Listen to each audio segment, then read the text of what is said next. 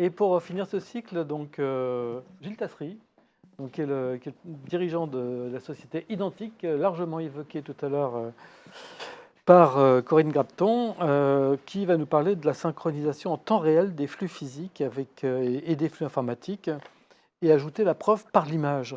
Donc voilà, ça c'est la suite logique, je dirais, un petit peu de ce que Corinne tout à l'heure présentait avec l'infrastructure LED, mais la possibilité également de se connecter pour aller plus loin dans la mise en place de l'entrepôt intelligent, J'ai par fini. exemple. J'ai fini. Ça y est. Merci Jean-Philippe. Bon, C'est eh bien, au exactement revoir, ça. Gilles. Et c'est ce qui est intéressant d'intervenir à la fin, Ouais, puisqu'on a vu pas mal d'intervenants. On a vu ouais. du BBA qui est obligé de traiter une urgence dans un environnement très très compliqué. On a entendu Hardis, on a entendu de l'automatisme, Corinne avec le studio LED, Generix. Et aujourd'hui, on est devenu un petit peu le chaînon manquant de tout ça. Donc Identique, c'est une société que j'ai créée il y a 17 ans, une vingtaine de personnes, 9 millions d'euros. Et nous, on travaille principalement dans le domaine de la logistique, c'est-à-dire on déploie d'abord du Wi-Fi, des terminaux. Et puis on s'est rendu compte qu'il manquait deux choses, parce que tout le monde parle de data, tout le monde parle d'IA, d'algorithmes, mais les data, la plupart, elles sont générées par les hommes. Hein, c'est quand même les hommes qui les produisent, donc elles ne sont pas forcément les plus fiables. Et puis une deuxième constante qu'on voyait régulièrement, c'était comment je peux gérer mon litige, qu'est-ce que je peux apporter sur ma data. Donc la phase 1 que j'ai déjà présentée plusieurs fois, l'image. On a simplement filmé des faits, on a filmé des flux, on va les synchroniser avec un WMS, avec un TMS, et on va faire de la restitution. Mhm. Et alors là, c'est très très intéressant parce que le Covid, tout le monde dit en effet, c'est fabuleux quelque part, parce qu'il y a des gens qui ont totalement explosé en termes de volume. Par contre, ils ont aussi explosé en termes de litige. Donc nous, depuis 3 mois, on n'a que des demandes. Comment vous pouvez m'aider sur la gestion des litiges, puisque maintenant, il faut rembourser le client d'avoir raté son chargement. Mhm. Euh, je vais être un peu caustique, mais la bonne morale maintenant s'échappe devant le côté financier. Hein. Un chargeur dit j'ai des palettes égarées, maintenant il faut payer. Donc il y a l'image. Et puis le deuxième, c'est que le Covid nous a aussi aidé sur un sujet très intéressant, ça a été la distanciation sociale. Et toutes les technologies présentées sont toutes autour du beacon. Donc ça me permet de rebondir assez facilement, c'est-à-dire que nous, ce que l'on a fait, c'est qu'on a virtualisé un emplacement, on a virtualisé un code à barre. Au lieu qu'une personne aille à un endroit, lise un code pour dire je fais une action, on va simplement le projeter, il va à cet endroit-là, il a son terminal, il a sa montre. On écoute les beacons et on dit si tu es ici, tu peux prendre le produit. C'est pour ça qu'on s'est aussi associé à des sociétés comme le Studio LED. Donc le terme revient souvent, mais on a aussi des partenariats. Aujourd'hui, on a intégré avec Ardis. Reflex nous a créé un module pour capturer notre techno et permettre des passages à quai. Donc on a rendu les quais connectés. Mhm. C'est plus un environnement obscur. Je passe, il va me parler. Donc si je m'attends à passer au quai 8, si je passe au quai 12, voilà, ma balise va me dire non, c'est pas le bon quai. Et au travers de ça, on se rend compte qu'on a tout un écosystème qui est en train de se mettre en place, qui est absolument fabuleux. On intègre des gens comme Pikeos pour faire du go-to-light aujourd'hui, qui est quand même une grosse demande. Je reviens sur le studio LED. Ce qu'on est en train de faire actuellement, c'est de créer de la localisation. Donc tout le monde parle de localisation, mais ça veut dire quoi une localisation?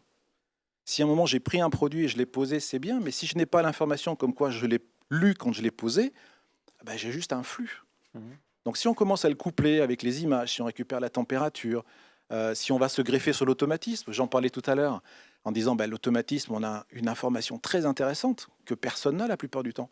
Il est où l'opérateur autour du convoyeur? On ne sait pas. Là, avec le studio LED, je sais où il est. Donc je peux lui adresser un environnement. Ce que j'essaie souvent d'expliquer, c'est que moi, je suis un peu un conteur d'histoire. Je ne suis pas un journaliste, je n'ai pas réussi ma vie là-dessus. Mais je pense qu'on peut changer la logistique et apporter un enrichissement autour de l'homme de façon très très simple. Donc c'est ce qu'on a fait. Le beacon, l'image, deux données vraiment standards, des technologies éprouvées.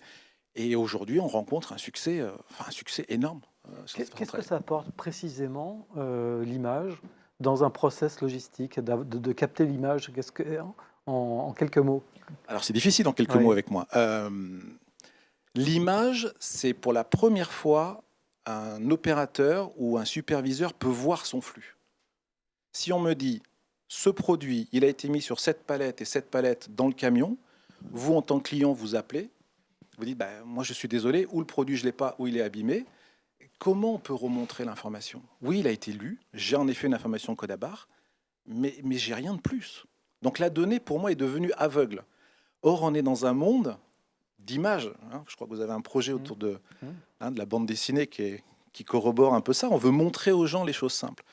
Donc nous, notre approche, c'est de dire, on va simplement vous poser une image sur ce que vous avez vu.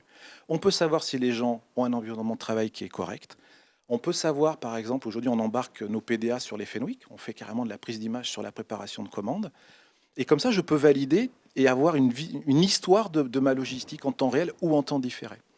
Voilà. Enfin, moi, je suis assez fan de l'image et je suis assez fan de la dématérialisation. Et avec un séquencement, avec une manière de l'associer à des opérations. C'est associé aux opérations, c'est séquencé à la seconde près. On travaille aussi bien sur des convoyeurs immenses pour des clients comme Mondial Relais ou Chronopost, où on va travailler sur des tables de préparation e-commerce, où on va juste avoir une caméra sur une table pour fusionner les données. Voilà. Ce qui est intéressant dans l'image, c'est qu'elle va répondre à tout type de problématiques. Je veux un tracking large de mes quais, on filme tous les quais. Je veux un tracking précis en disant, comme avec Vestiaire Collectif, je veux voir la bague dans la boîte. Il faut qu'on apporte les détails suffisants pour voir une bague dans une boîte. Voilà, c'est un savoir-faire. Très bien, merci Gilles. Alors je vais juste finir par une chose, puisqu'on doit se revoir, enfin pas vous, mais la semaine prochaine, le 7 juillet. Je convie tout le monde à venir. Il y a un événement très intéressant qui va se passer avec Corinne, le Studio LED, et puis avec DHL. Et on va sortir du verbe. C'est-à-dire que DHL va parler de sa réalisation, mise en place de beacons sur des pickings, terminaux sur les quais, balises au niveau des quais. Et je pense qu'au travers de ce que va présenter William, vous verrez le futur. Donc c'est sur le plateau, c'est à quelle heure C'est à 11h mardi prochain, c'est ça? C'est mardi 7. Mardi 7 à 11h. Donc, vous me faites l'honneur de revenir, on en profite. Soyez présents. Donc, mardi 7 à 11h, le rendez-vous est pris. Merci Gilles. Merci à vous encore.